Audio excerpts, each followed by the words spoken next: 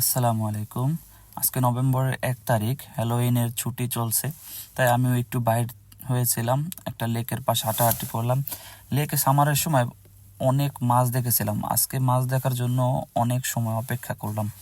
অল্প কিছু মাছ চোখে পড়লো, ক্যামেরা তেমন বোঝা যাচ্ছে না, তাই মাছের জন্য বেশি সময় নষ্ট না করে সামনে এগিয়ে গেলাম।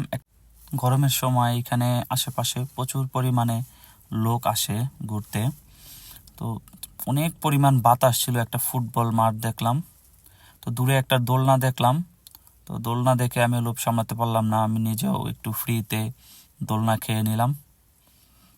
তো এত পরিমাণ ঠান্ডা ছিল আর বাতাস ছিল যে, যদিও পোল্যান্ডের এই ঠান্ডা তেমন কোনো ঠান্ডাই না, কারণ আর কয়েক সপ্তাহের মধ্যেই পুরো বরফ পড়ে এইসব জায়গাগুলো ঢেকে যাবে।